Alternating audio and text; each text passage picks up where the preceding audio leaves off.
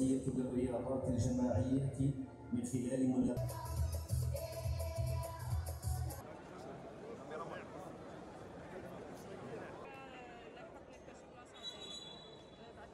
إن هذه البطولة الوطنية تعد تتويجا لمسار طويل من المنافسات والتصفيات التي شارك فيها أكثر من 5 ملايين تلميذ. شارك فيها أكثر من 5 ملايين تلميذ من تلاميذنا في مؤسساتنا التربوية. 5,116,405 من 24,286 مؤسسة تعليمية في 4 رياضات جماعية أساسية. يهدف تنظيم هذه التظاهرة الوطنية إلى تعزيز الروح الرياضية في الوسط المدرسي واكتشاف المواهب في أقصى مدرسة موجودة على المستوى الوطني. حاولنا أن تصل هذه البطولة إلى أقصى مدرسة موجودة في التراب الوطني لنصل ولنوصل الفرصة إلى أبنائنا جميعا من أجل أن يبرزوا قدراتهم ومن أجل أن يبرزوا كفاءاتهم.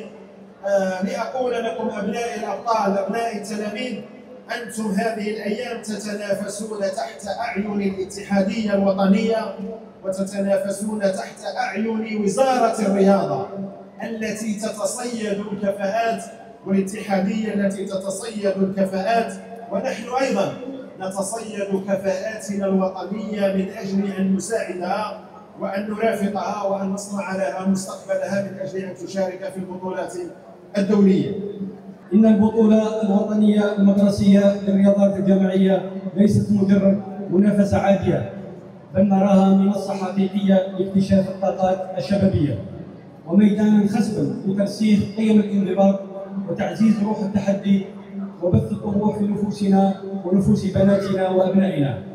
كما نؤمن بيقين أن من بينكم من يصبح في المستقبل القريب من أبطال هذا الوطن في مختلف الرياضات والاختصاصات، والبداية من الرياضة المدرسية التي لم تعد خيارا هامشيا بل أضحت ركيزة أساسية في سياسة الدولة للنهوض بالرياضة، وجزءا محوريا من رؤية السيد رئيس الجمهورية السيد عبد المجيد تبون الذي يشدد باستمرار على ضرورة تمكين الناشئة في حقهم من ممارسة الرياضة لا باعتبارها نشاطا ترفيهيا وصحيا وتربويا فحسب، باعتبارها جسرا نمو التميز وفضاء لصناعة النجاح ومنصة تؤهل أبناؤنا وبناتنا لبلوغ منصات التتويج، ولما لا رفع الراية الوطنية بكل فخر في المحافل الدولية.